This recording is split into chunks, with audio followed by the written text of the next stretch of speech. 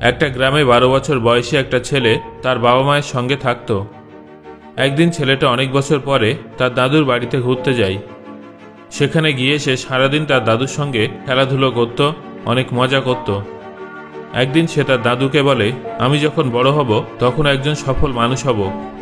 তুমি আমায় এমন কিছু উপায় বলো যাতে আমি সফল হতে পারি, আমার সমস্ত স্বপ্ন পূরণ করতে পারি।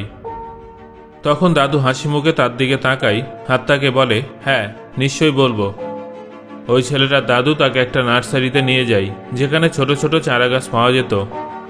সেখান থেকে তার দাদু দুটো ছোট চারাগাছ কেনে আর ঘরে ফিরে আসে। ঘরে আসার পরে সে তার মধ্যে একটা চারাগাছকে একটা টবের মধ্যে বসিয়ে দেয় আর সেই টবটাকে ঘরের ভিতরে রেখে দেয়। আর একটা গাছকে সে বাড়ির বাইরে মাটিতে লাগিয়ে দেয়। তারপর সে তার নাতিকে জিজ্ঞাসা করে যে, তোমার কি মনে হয় কোন গাছটা ভবিষ্যতে অনেক বড় হবে?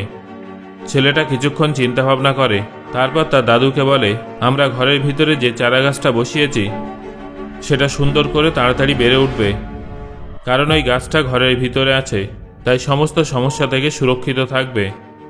আর যে গাছটা আমরা বাইরে লাগিয়েছি সেটাকে অনেক সমস্যার সম্মুখীন হতে হবে, যেমন প্রখর সূর্যের তাপ, ঝড়, বৃষ্টি ইত্যাদি ইত্যাদি। এছাড়াও বিভিন্ন প্রাণীদের দ্বারাও ওই চারাগাছটার ক্ষতির সম্ভাবনা আছে।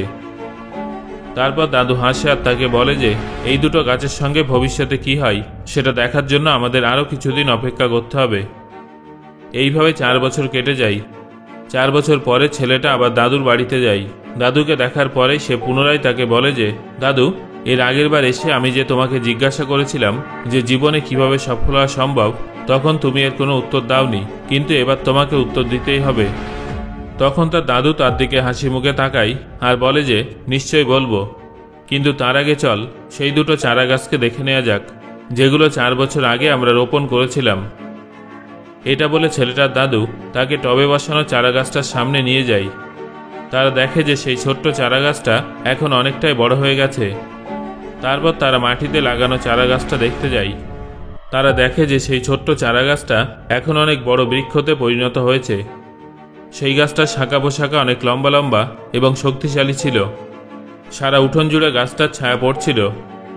তারপর ছেলেটার দাদু তার দিকে তাকায় আর বলে যে, আচ্ছা এবার বলো কোন গাছটা বেশি বড় এবং মজবুত হয়েছে, কোন গাছটা বেশি সফল হয়েছে?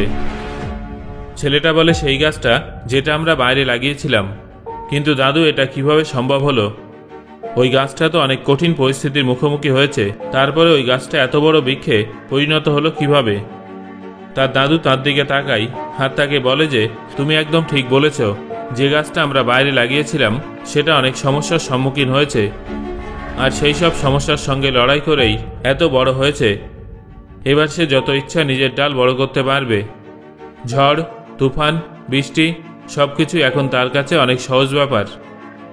তারপর ছেলেটার দাদু তার দিকে তাকায় আর তাকে বলে যে, একটা কথা সবসময় মনে রাখবে, যতক্ষণ না তুমি জীবনে স্ট্রাগল করবে, সমস্যার মুখোমুখি হবে, ততক্ষণ তুমি সফল হতে পারবে না।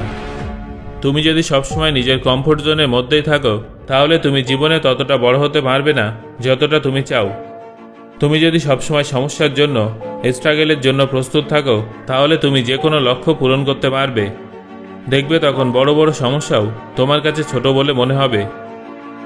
এটা শোনার পরে ছেলেটা একটা দীর্ঘশ্বাস নেয়। তারপর সেই বিশাল আকৃতির গাছটার দিকে তাকায়। তার দাদুর বলা কথাগুলো তার মাথার মধ্যে ঘুরতে থাকে। বন্ধুরা, সমস্যা, বাধাবিঘ্ন এইসব বিষয়গুলোকে আমরা আমাদের জীবনের শত্রু বলে মনে করি, কিন্তু এই সমস্ত বাধাবিঘ্নগুলোই আমাদের শক্তিশালী করে তোলে আর আমাদের জীবনে সফল হতে সাহায্য করে। কেউ ঠিকই বলেছেন যে, আপনার জীবনে সমস্যা না আসলে ভাববেন আপনি ভুল ট্র্যাকে আছেন। সো বন্ধুরা, আপনাদের কি মনে হয়, আপনি কি এখনও সঠিক ট্র্যাকে আছেন নাকি ভুল ট্র্যাকে আছেন? সেটা অবশ্যই আমাকে কমেন্ট করে জানান।